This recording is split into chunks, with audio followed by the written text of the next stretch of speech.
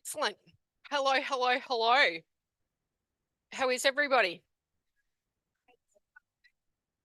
Thanks, mate. For those who know me, it has been my usual last minute rush to throw this together. Best laid plans and all never go right with me. But so my plan was to talk about the 3 and a bit weeks that I spent in Peru in 30 minutes.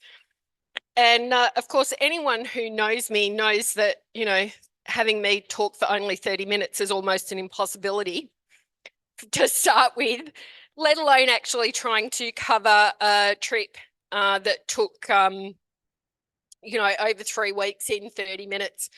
And when I sat down on the weekend to start picking out photos to put this together and realized I had 6,500 photos, I was like, yeah, there is no way I'm going to be able to cover this entire thing. So I've kept the title as it is, and I'm not going to cover the whole entire trip, but I hope that I have picked out the best of it for you. So, ooh. So I did this trip in September 2023. So the plant tour component of it was 17 days. And so we started in Chiclayo. Do I have a laser pointer, Pete? It's all right. I can use the mouse. If I use the mouse, can you guys see that I'm using the mouse? Yeah. Yep.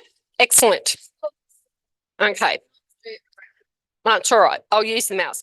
So we started in. It's all good. I'll use the mouse. Aw. Sorry, Pete.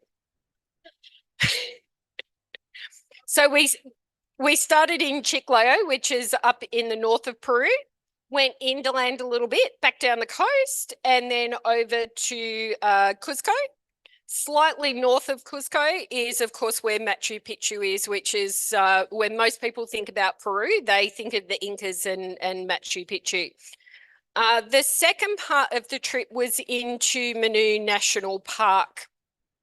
And we spent 7 days in Manu National Park. So Manu National Park is this red area here, which sits where this little red star is in South America. And so you travel from Cusco into the park. The park has several regions. This area over here and this area up in here, nobody is permitted to go into except for researchers. And that's because there are actually a lot of, they believe there's a lot of native tribes still in those areas. Some of which have never been contacted by humans. So only researchers get to go in this area, but you travel by road. Once you get to this point, the rest of it's basically by boat. So we went up the river here, headed north up the river, came back down this way, and then back on the road back to Cusco. So Manu National Park is the largest national park in all of South America, and it covers a lot of the Amazon sort of basin and part of its river system. So that was a really, really amazing experience.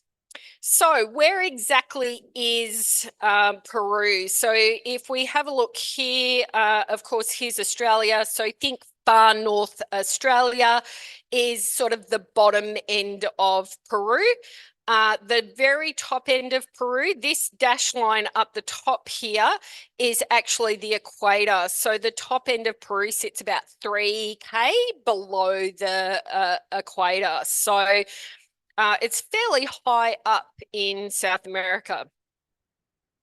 It's the third largest country in South America. It has 3 very distinct regions. Yeah.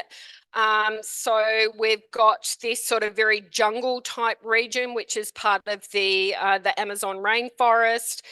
We've then got the Andes, so very, very mountainous region, and then the coastal region, which is very sandy and lots of huge sand dunes.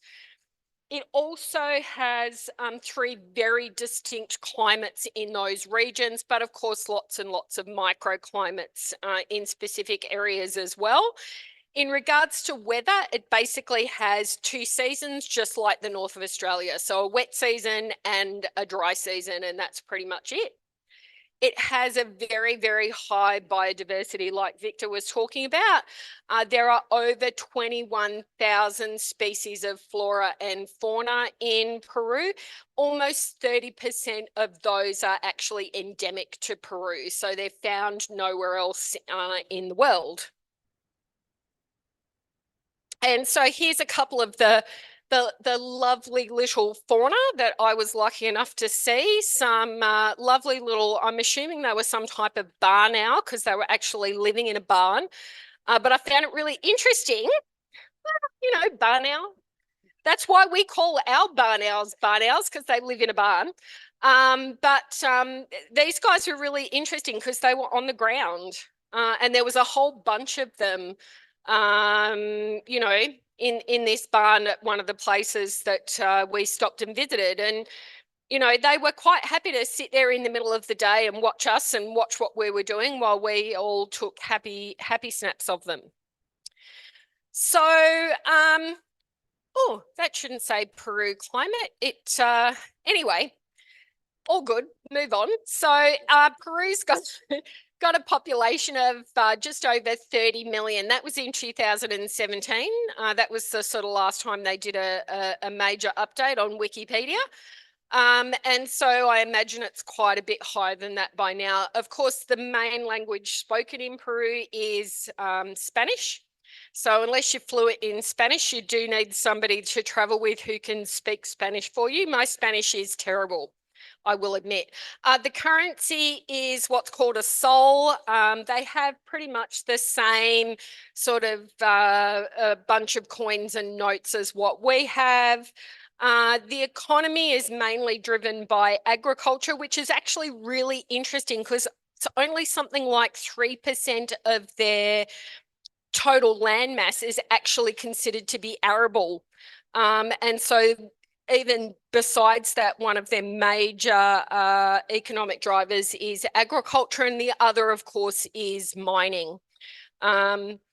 Food-wise, if you like ceviche, do I have anybody who doesn't know what ceviche is? Ceviche, so it's raw fish, usually with a really nice sort of vinegary, lemony sauce on it, which partially cooks the fish. It is beautiful if you like fish. I've had some of the best ceviche I've ever eaten in Peru. It was magnificent.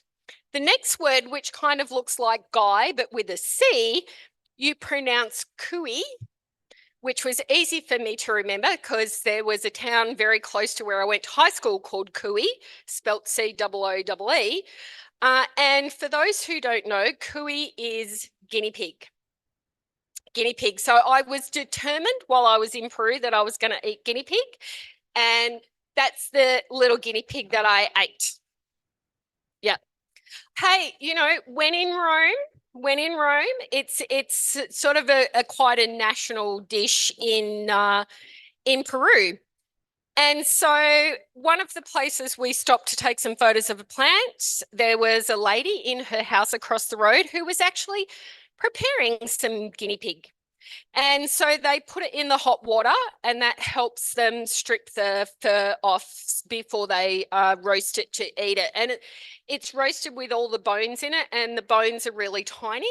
For anyone who wonders what it tastes like, it's a lot like rabbit, but the bones are a frigging nightmare. And so you have to eat it with your fingers and do lots of sucking and picking out bones. Yeah. Yeah. So, but no. Would I, crave it and want it again? No, not particularly. But, it was kind of like eating rabbit, I'm happy to pretty much try anything. Culture-wise, Peru is really amazing. I'm trying to remember the stats now. They believe people were first there, I think it was like 12,500 years before Christ. So was when they believe the first inhabitants came there. There's a very long history before the Incas even turned up. The Incas didn't get there until like the 15th century. They were then overrun by the Spanish.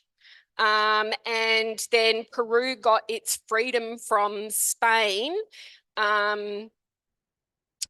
in 18 something or other. Now the data's gone totally out of my head, but it was the late 1800s that Peru got its freedom from Spain.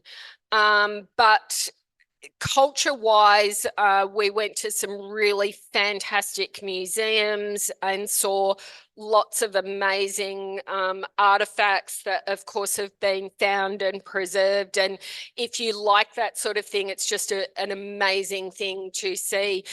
Buildings-wise, you can also definitely see the Spanish influence. And I've thrown in a few pictures of some of the buildings we saw along the road or in towns we stopped in.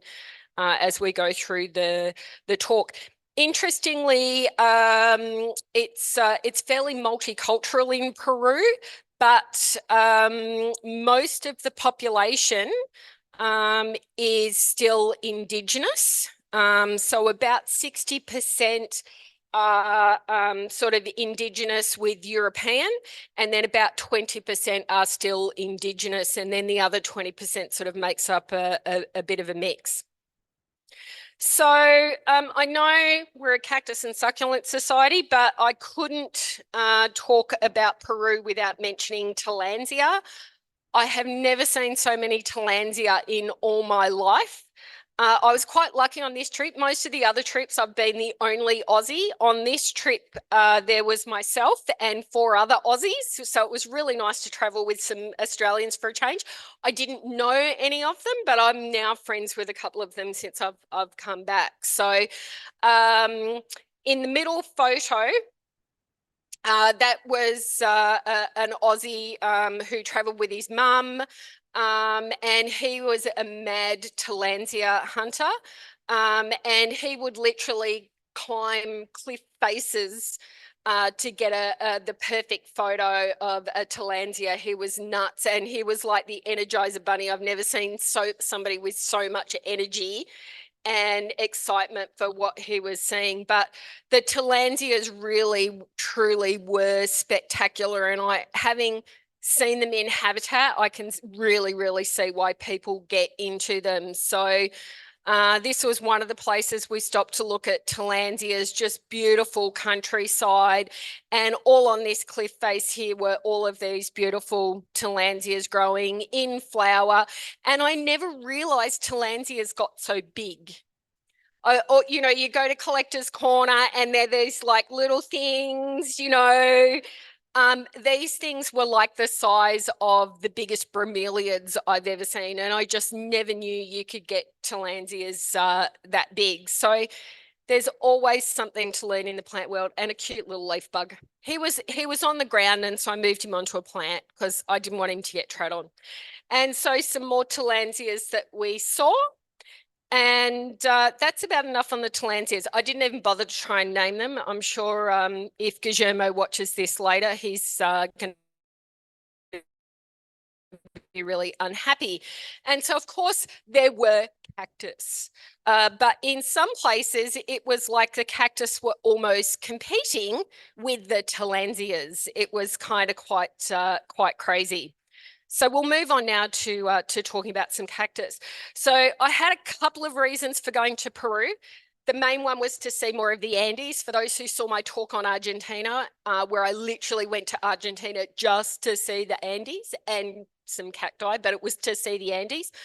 I love the Andes so much. I was like, oh my God, I've got to go back to South America. I've got to see some more of the Andes. You know, these mountains are just amazing. But of course, I'm not a cactus grower, but I just think mellow cactus are amazing and beautiful. I don't own one. I would probably never own one because I'm just not a cactus grower. But there's just something about these guys with their little sort of turbany looking tops. And I don't know, I just think they're absolutely beautiful. So I really, really wanted to see mellow cactus in habitat. And so this was one of the first ones that we saw, mellow cactus bellavistensis. Oop. And here's some close-up of some of those lovely inflorescences, a little grasshopper, and of course some seed pods. And no, I don't collect seed in habitat and try and smuggle it back into Australia. No, but I don't. From a conservation perspective, it's not a very good thing to do. And at times, if there's not been permission from the government to collect it in habitat, it's actually illegal as well, without the illegality of trying to smuggle it back into Australia. And so another one of the stops we did, this was a bit further up from the river stop with the Tillandsia. So again, you can see beautiful river and the cactus here on the cliff face, more Tillandsia. And if I hadn't have had Guillermo there telling me that these were Tillandsia, I'd have been coming home telling everybody, oh, I saw loads of bromeliads. And of course, hang on, I need to move this out of the way. You guys can't see it, but I can. I had the Zoom thing on my screen. So Armatoserius rowii. I'm trying to get better with the pronunciation of my cactus names. They do, of course, have succulents in Peru. And so one of the first succulents we saw was this lovely little Peperomia delabriformis. And we'd walked along the road to look at a Tillandsia. You're going to hear that word a lot tonight. They were just everywhere. Coming back along, it was like, oh my God, you know, on this little sort of rock wall that was a part of a farmer's fence, these gorgeous little peperomias. So, and so a little bit further along the road, we saw Espostoa blossfeldiorum. And these guys were just absolutely gorgeous with their fluffy. I'm sure all the cactus people know what these things have probably got a proper name. I don't know what they're called. They flower through these, I believe, but these aren't actually the flowers. Or is it like the flowers on melon? That's it. Thank you. You'd think I should know. So this is one of the towns, the little towns we stopped at, so Lima Bumba. The towns over there were really quite lovely. They were all sort of built around these sort of central market areas, beautiful old stone churches, you know, a lovely park, often with a fountain in the middle of it, you know, which is obviously the local gathering place for the people.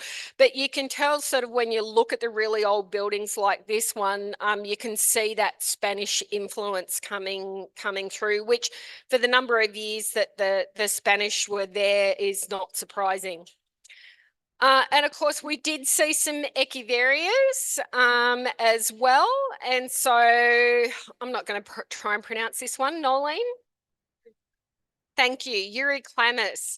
And so one of the things that I found in Peru in comparison to the trip I did in Argentina, Chile, everything seemed to be on a cliff face. And so you often couldn't get up really close to stuff.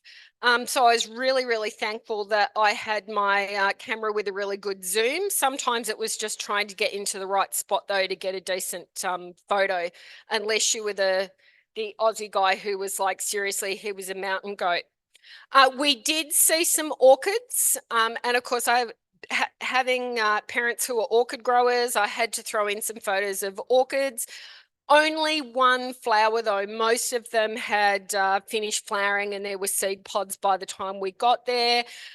This is a Masdevallia species. So I was very excited to see that because my father's particular passion in orchids is Masdevallia and Sarcochilus. So So I was very excited to actually see a Masdevallia flower in habitat. So I was able to send the photo home to him. And so lots of Matakana. I never realized how many species of Matakana there are, but there's a lot, and we saw a lot of species in habitat. I'm hoping I've got all the names correct. If there's any mad cactus growers who notice that I've got one wrong, please feel free to point that out to me. I've done my best to try and get the names right. And so this is Matakana webborii, maybe. Matakama formosa. This was a really, really amazing spot. You can see these sheer cliff faces. And if you look closely at those, there's a little spots here and there. So this is where you have to rip out your zoom to try and sort of get some photos. But this was an absolute sheer cliff face. There's no way, unless you'd have had climbing gear, you'd have been able to get out there to get a photo of them. So unfortunately, none of these guys in flower. The next one, though, we were kind of almost lucky. As you can see, they're just, this one here is past its best and the rest of these are gone. It was unseasonably hot when we were there. The weather should have been in the low 20s, a couple of areas high 20s, and it shouldn't have gotten sort of, warmer until we were really inland in a couple of the areas. And they were having the hottest September on record when I was there. They'd been in a drought, and so you could see that a lot of the plants were really suffering, which was really awful to see.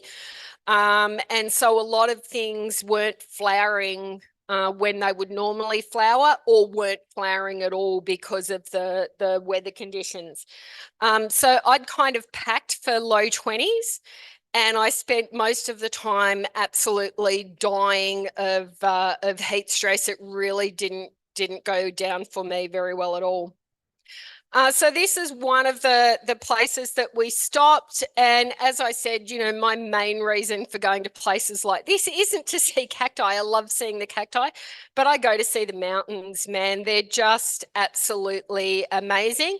And I love nothing more than being able to get a beautiful view like that with the mountains in the background and a nice windy road, which the Andes tends to give you a hell of a lot of.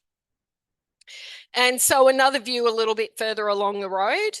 I also have this habit of opening the windows and kind of hanging out the window to get photos as we drive along, because Guillermo won't let me stop every 5 meters to take a photo of the landscape, because everybody complains that they'll never get to see any cacti, or tillandsias as it went on this trip.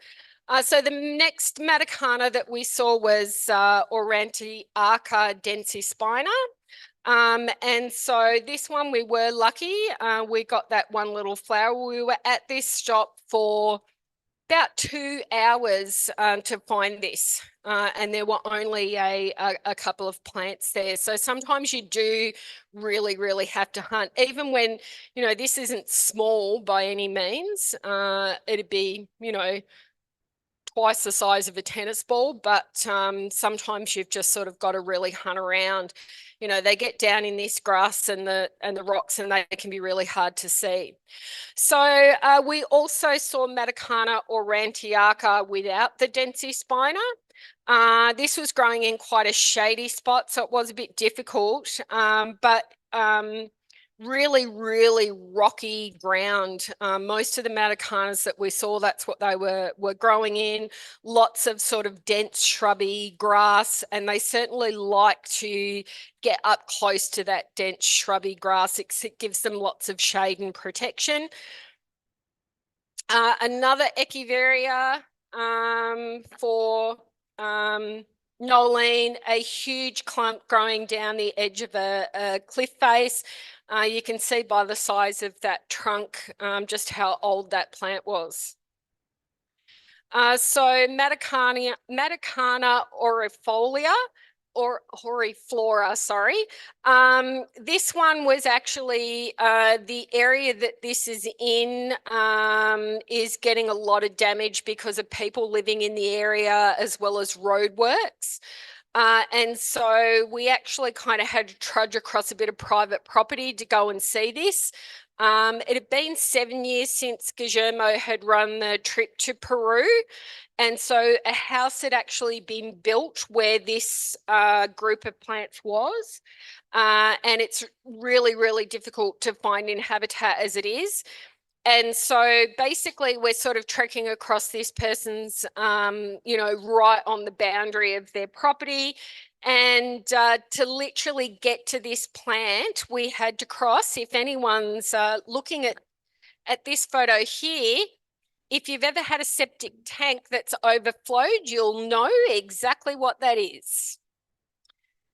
So we had to trudge through somebody's overflow septic tank. The smell, as you can imagine, was delightful to get photos. So the things that plant people do to get a photo of a plant. And then, of course, we all had to trudge back through the septic overflow to get back to the bus, spend 10 minutes trying to wipe the septic overflow off our shoes before we got back onto the bus, and sit on the bus for the next bit smelling like septic tank. I felt really sorry for the bus driver having to clean the bus that night, let me tell you.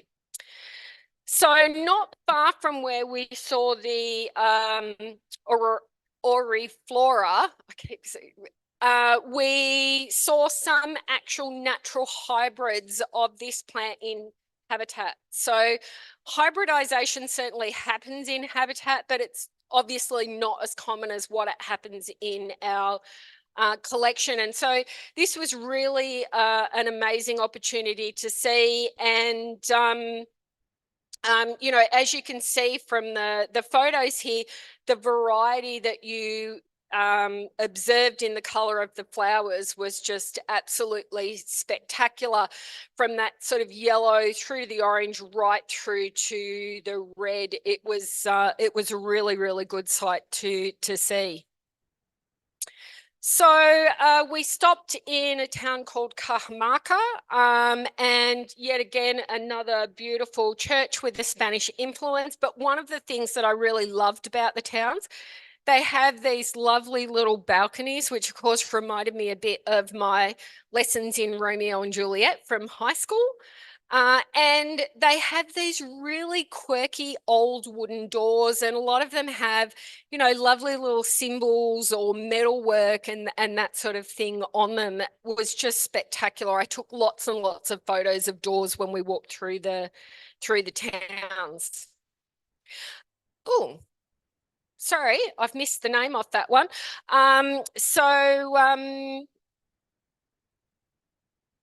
And now I've even forgotten the genus name. God. Mallow-cactus, thank you, because my brain keeps going Matakana, and I'm going, no, it's not a Matakana brain. So yeah, some more Mallow-cactus in habitat, and you can see, these were all at the same site, but can vary quite differently in how they look. So this one's sort of quite fat looking, whereas if you look at this one, you can see it's starting to get quite desiccated and shrinking back in on itself. And it's possibly just due to, how much rain runoff they get, how much sunshine, what water they're competing with other plants nearby. We did, of course, see Melocactus peruvianus. This was really cool. I love the density of the spines. But of course, like when you see anything in habitat, you do sadly see deaths, and particularly when you're in a region that is in drought and really experiencing some serious issues with its climate.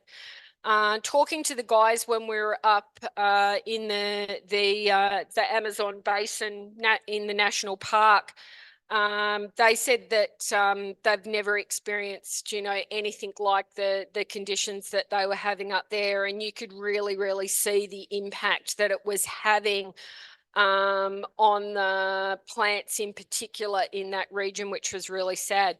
I'm going to rip this out at this point. So Martin handed this to me. He said, "Did you mention anything? Can you talk about choa?" And I was like, "No, I didn't. I did in my Argentina one, but not this one." So I actually didn't see any choa wood for sale in Peru. I did when I was in Argentina, but I didn't bring any home.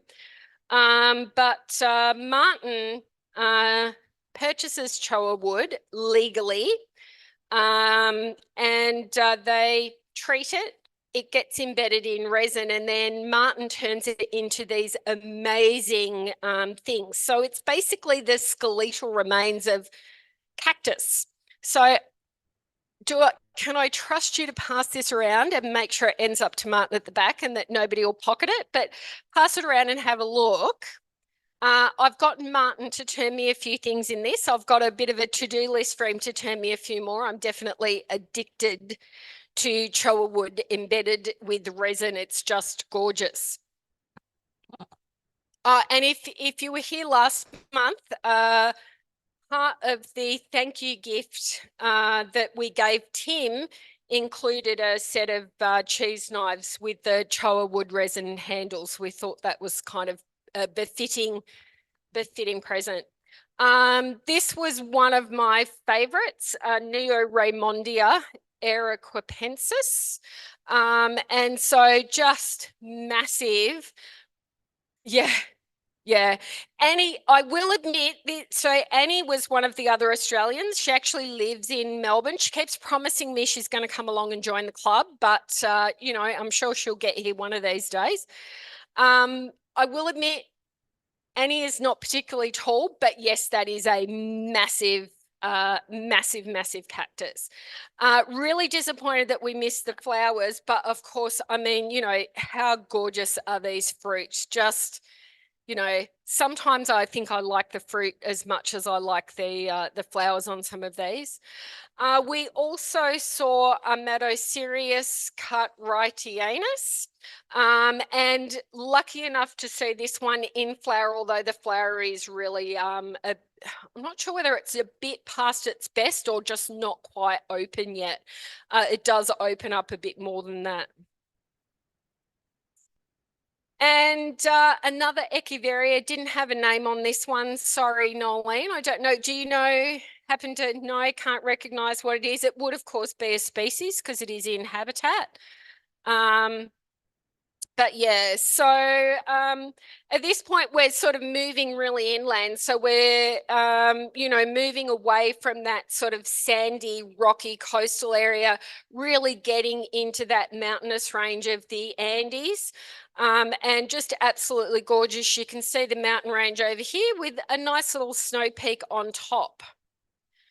The next Matacana that we saw was Hanei, which is a pink variety of Matacana. It was just absolutely gorgeous, and lucky enough we were able to see some in flower. On that same day, we headed into a smaller national park. If you've never seen a glacial lake, these things are just, never knew that water could look so blue, just absolutely gorgeous. So we stopped here and had lunch. Despite the fact that the sign says no swimming, of course, somebody had to jump in just to see how cold the water was. And apparently it was absolutely freezing, and you'll see why it was absolutely freezing in a couple of slides. So this is the little vehicle that drove us around. The lake is, you can see there's a lake here, but the glacial lake was way further back down here. And so we were really lucky to see these native geese. Apparently these are uber rare. I can't remember the name of them, but these were really, really rare. So to see a pair of them was apparently very fortuitous. And so this is where this is why it's called a glacial lake. So this is basically where the water's coming from that's filling this lake. And so these are the mountains that you could see way off in the distance in that earlier photo, and also why the water is like really, really exceptionally cold. And again, thank you to my wonderful Nikon zoom camera. I'm going to give Nikon a little plug. I love my Nikon zoom camera. So I was standing in this spot and was able to get those pictures. So I love to look at mountains, not climb mountains. So I'm never going to hike to get photos like this. You know, I just like to stand there and enjoy, not suffer to enjoy. It's just suffering is not in me. No, not this kind of suffering. I suffer for a lot of other things. And so, yeah, I told you there'd be a lot of Matakana. So look at that. Yet another Matakana. But they were just really, really spectacular. And of course, to throw in something different, we did see some Apuntia and others, but lovely little Austrocylindropuntia flacosa with beautiful orange-red flowers. And into another national park area. So Matakana, I'm not even going to try and pronounce that. Have we got a cactus person who's willing to have a go? Thanks, Pete. But these were quite prolific around the edge of this around the edge of this lake, and quite a number of them that were in flower. So that was quite nice. It was quite cool up here. It was actually really lovely. I'd have quite happily stayed there rather than heading back down towards the coast and cooking to death again.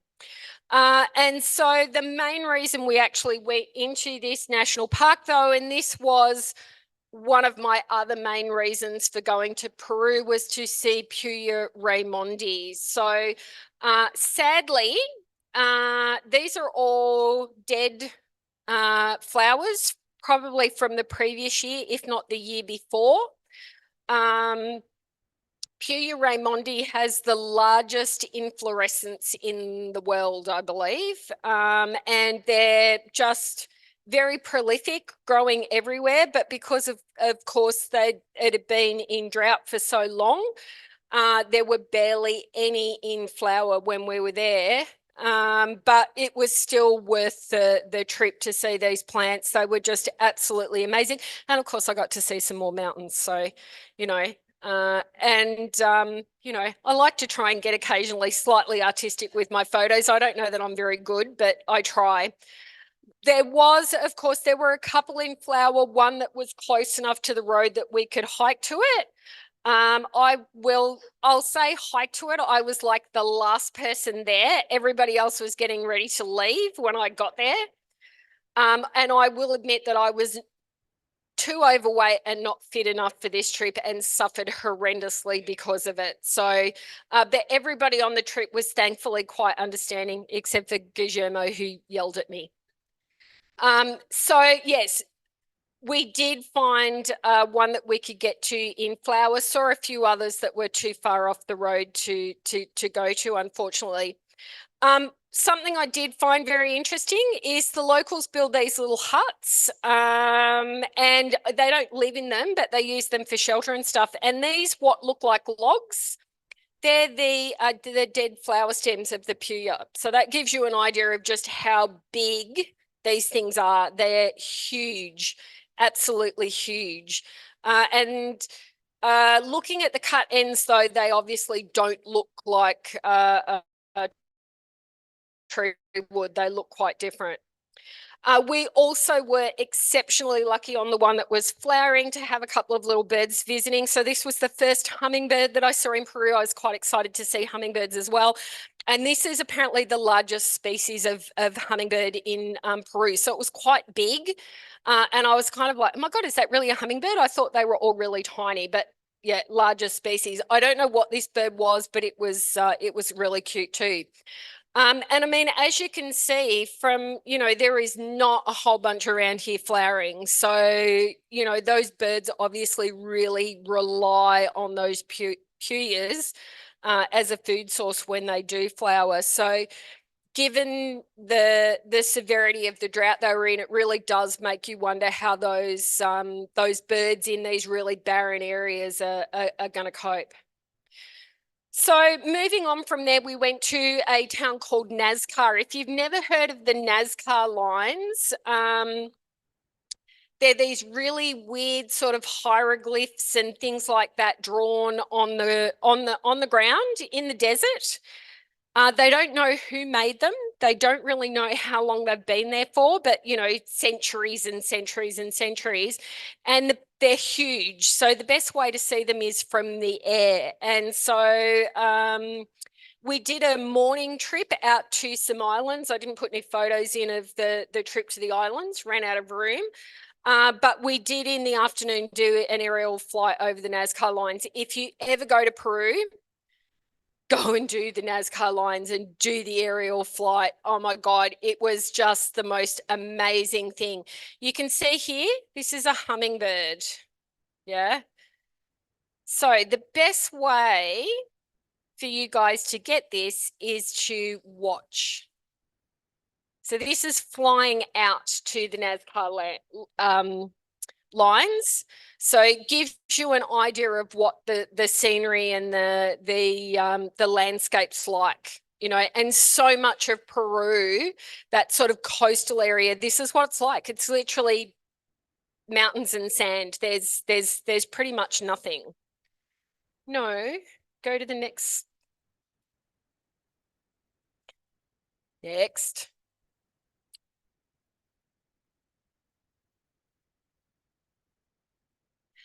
And when they get to one of the lines that's really well known, they actually tilt the plane and they take it in turns. So each side of the plane can see. And these are like little 6-seaters. And you actually have to step on a set of scales and get weighed, which was just horrendous. So that they can load you in the right place in the plane to balance it. And of course, when I posted photos of this on Facebook, everyone was like, "Oh my God, you got on a plane that small in a place like Peru." And it's kind of like, yeah, but seriously, it was so worth it to see this.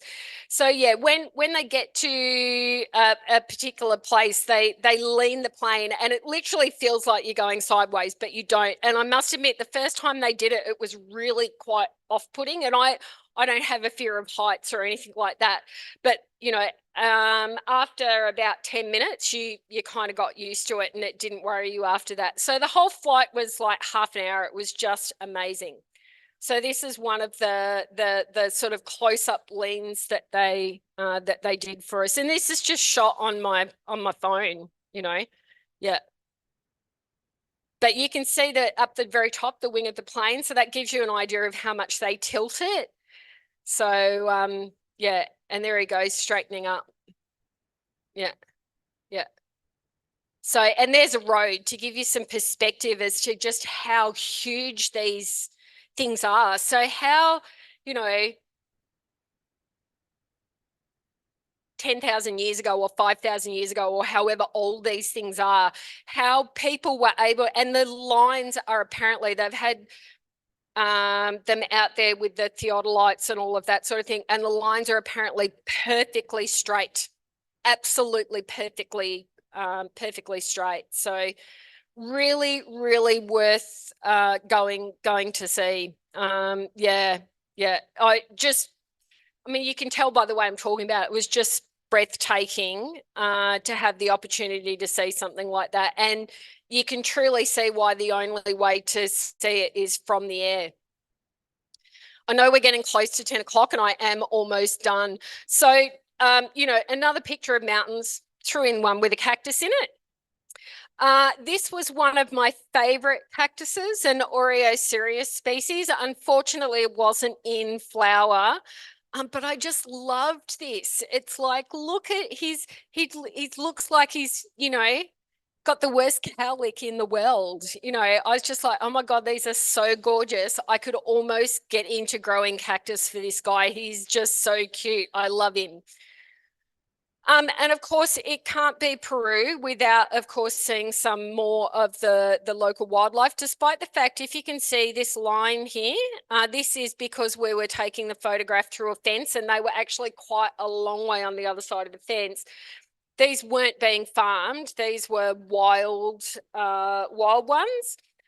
Just happened to be inside a fence line, and of course, Machu Picchu. Now, if you've heard some of my previous trip stories about the getting sick, yes, got sick on this trip too. But at least on this trip, everybody got sick. It wasn't just me.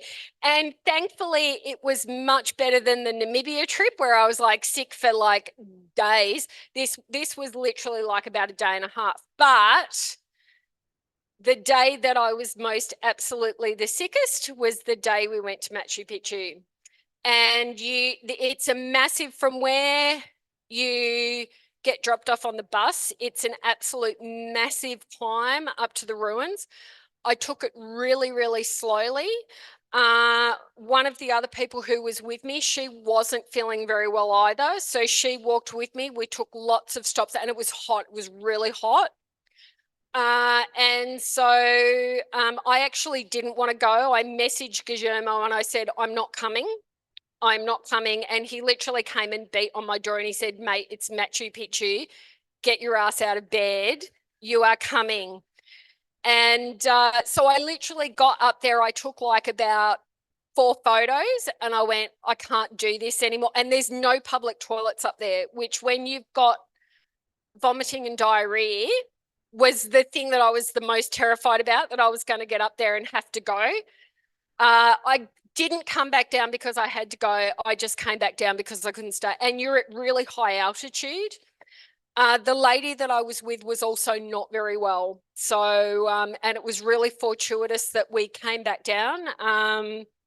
She deteriorated over the next day and ended up hospitalized. Yeah, was very, very unwell. So it was quite fortuitous that we were both not very well and came back down. But that being said, I can at least say I went to Machu Picchu.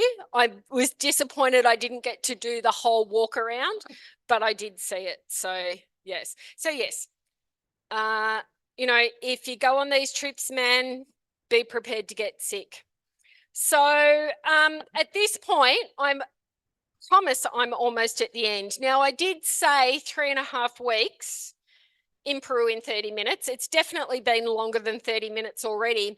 And of course, the last 7 days, so I've given you the sort of highlights of the plant trip. The last 7 days, which was into the national park, I just kind of ran out of time. And I thought, I don't want to kind of try and jam too much in.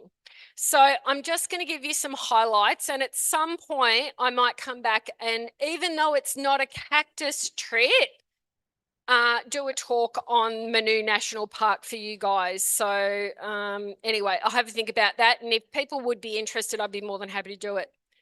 Yes. So this bird, which looks like it's got no beak, it does have a beak. This is called the cock of the rock.